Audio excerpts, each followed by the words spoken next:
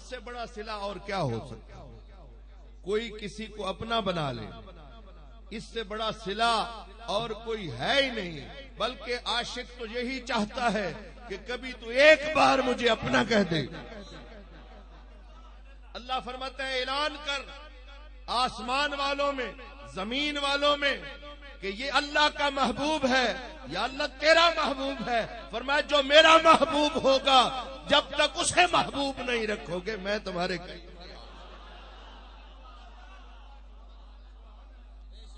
ثم یودع لہ القبول فی الارض، پھر اس شخص کی کیفیت یہ ہو جاتی ہے کہ زمین میں قبولیت کا یہ عالم ہوتا ہے کہ ادھر لاٹھیاں برستی ہیں، ادھر یا فرید کے نعرے لگتے۔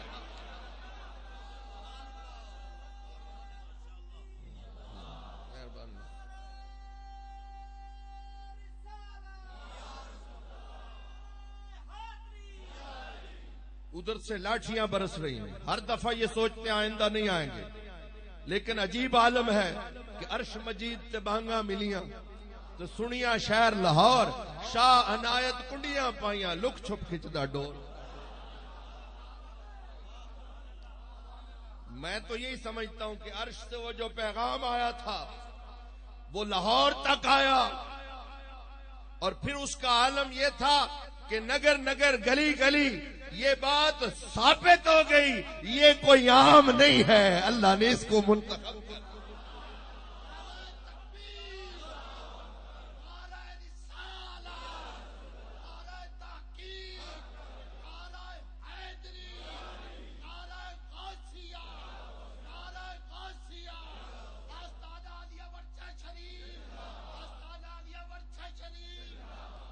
جو خاص لوگ ہیں وہ بندہ عوام نہیں، جو خاص لوگ ہیں وہ بندہ عوام نہیں، ہزار بار بھی یوسف بکے غلام نہیں۔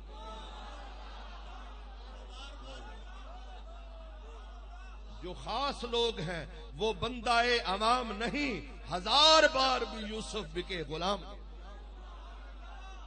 یہ جو خواص ہیں جن کو اللہ منتخب کرتا ہے، کمال کی بات یہ ہے ساری دنیا میں یہ دستور ہے کہ کمزور آدمی اپنے سے بڑے سے تعلق جب جوڑتا ہے تو لوگوں میں کہتا ہے فلاں وزیر میرا دوست ہے، وزیر اعلیٰ دوست ہے، وزیر اعظم دوست ہے۔ ادھر عالم یہ ہے، یہ دعویٰ نہیں کرتے۔ اللہ فرماتا ہے الا ان اولیاء اللہ لا خوف علیہم ولا هم۔ ایک تو ہے نا ادھر کا دعویٰ، پتہ نہیں وہ قبول کرے یا نہ کرے، ادھر قبولیت کی سند اور مور لگی ہوئی مل گئی۔ الا خبردار، انا بے شک، یہی تو میرے دوست۔ کمال وہ دینے والا ہے، کمال یہ لینے والے ہیں۔ وہ کہتا ہے میرے دوست ہے، میں دعویٰ کر رہا ہوں۔ اب کم تر کے لیے برتر اگر یہ کہے، جامی کہتا ہے جب قبر میں کوئی یہ پوچھے گا کہ تیرا رب کون ہے تو میں کہوں گا میں کیوں کہوں، جاؤ اس سے پوچھ جامی تیرا بندہ ہے یا نہیں۔ تو میرا دعویٰ تو رد ہو سکتا ہے لیکن جب وہ مان لے گا تو اس سے بڑی اور کیا بات ہے۔ اے نکیرین واپس پلٹ جاؤ اور پوچھو رب سے جامی بندہ ہے کہ نہیں، کیونکہ جامی کو اور کچھ پتہ نہیں۔ وہ تو کہتا ہے کہ میں مدرسہ و خانقاہ سے بیزار ہو کے میں خانہ محبت کے دروازے پہ بیٹھا ہوں، مجھے پتا ہے جہاں محبت کی خیرات ہو وہاں اللہ کی محبوبیت عام ہو جاتی ہے۔ وہ محبوب الہی بن کے نکلتے ہیں، ان سے مشورے کیے جاتے ہیں۔ ساری دنیا اپنی مرضی سے آئی اور اس میں اس کا کوئی اختیار نہیں تھا، اور پھر وہ اللہ والوں سے جا کے پوچھتا ہے مجھے بنانے والے نے کیوں بنایا تھا۔ لیکن ایک ذات مقدسہ ایسی بھی تھی کہ جس کو اللہ رب العزت نے خود پوچھ پوچھ کر بنایا، اور حضرت حسان بن ثابت بیٹھ کے کہتے تھے کانک قد خلقت کما تشاء، محبوب رب پوچھتا ہوگا تجھے کیسا بناؤں۔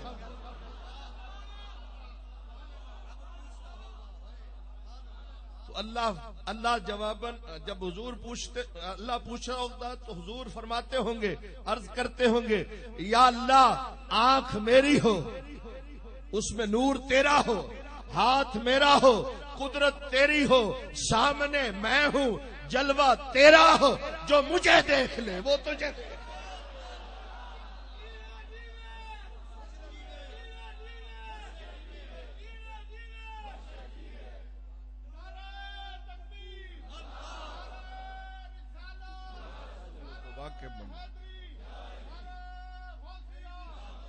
ایسے بس کاننا کا قد خلقت کما تشاء، جس طرح کہ آپ کی مرضی تھی۔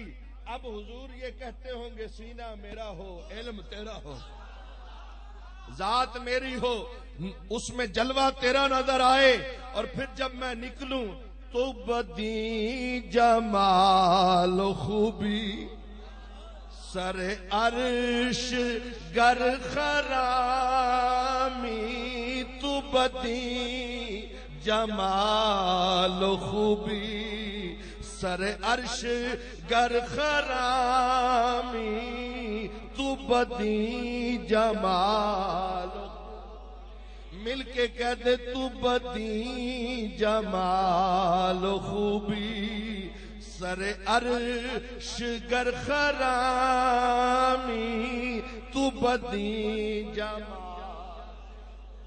ما زاغ البصر وما طغى، تو بدی جمال و خوبی سر عرش گر خرامی، تو بدی جمال والضحى واللیل اذا سجا، تو بدی جمال و خوبی سر عرش گر خرامی، تو بدی جمال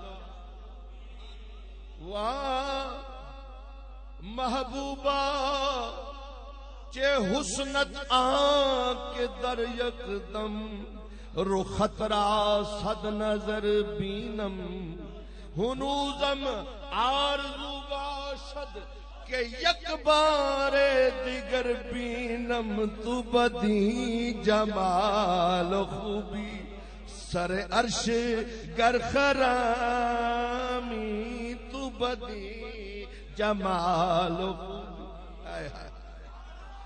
آپ اسی حسن کے ساتھ، اسی جمال کے ساتھ اگر عرش پہ جائیں تو اللہ بھی کہے گا محبوبہ ٹھہر جا مجھے دیکھ لینے دے،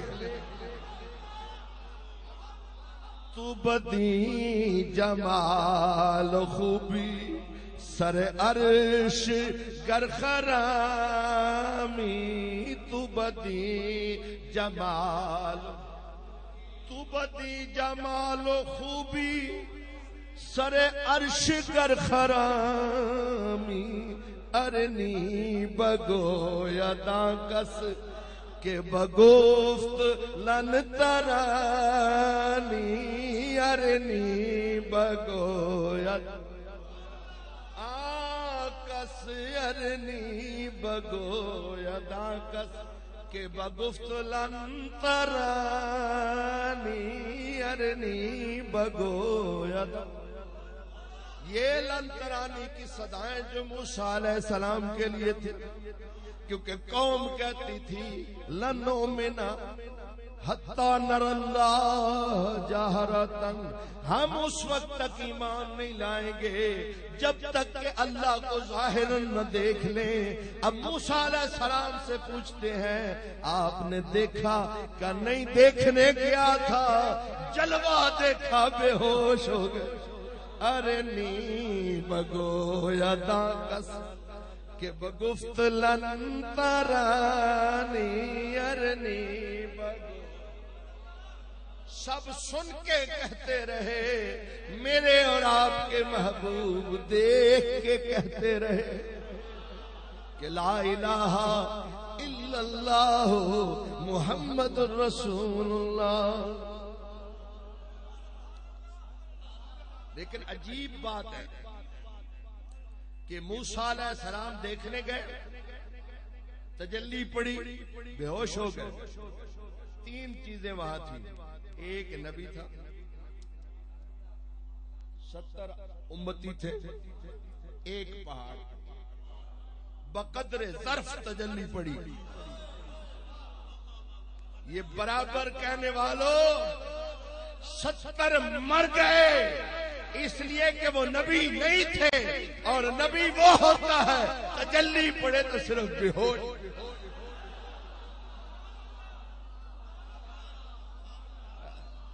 موسیٰ ز ہوش رفت بیک پرتو صفا.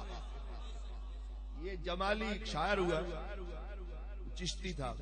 جب دنیا سے رخصت ہوا تو کسی نے خواب میں دیکھا. انہوں نے پوچھا سناؤ بھائی کیا حال ہے؟ یہ تو پہلے تو پکڑ کے لے جا رہے تھے کہ اتنے میں سرکار آ گئے. اور فرماتے ہیں کہ جمالی وہ سنا جو شعر میرے لیے کہا تھا.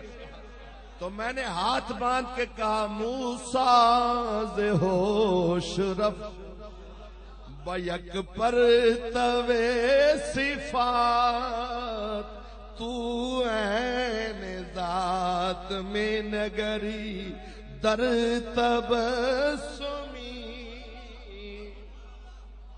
بس میرا یہ شعر پڑھنے کی دیر تھی کہ مجھے ملائکہ نے پکڑ کے جنت کی طرف بھیج دیا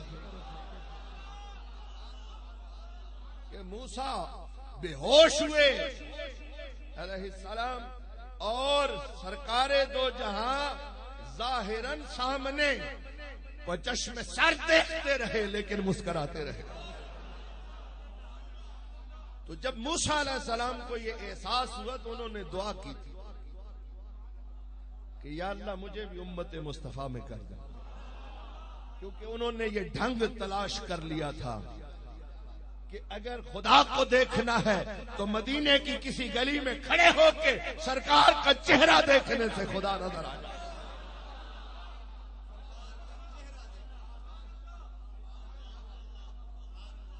بات سمجھ میں آ رہی ہے؟ ایک بے ہوش 70 مر گئے. پہاڑ صاحب جل کر راک، جل کر. تو آپ تو کہتے ہو سب برابر ہوتے ہیں. ایک کو ایک چیز مار دیتی ہے، دوسرے کو صرف بے ہوش کرتی ہے، تیسرے کو جلا دیتی ہے. آتش رشک و حسد سے سنگ بھی خالی نہیں.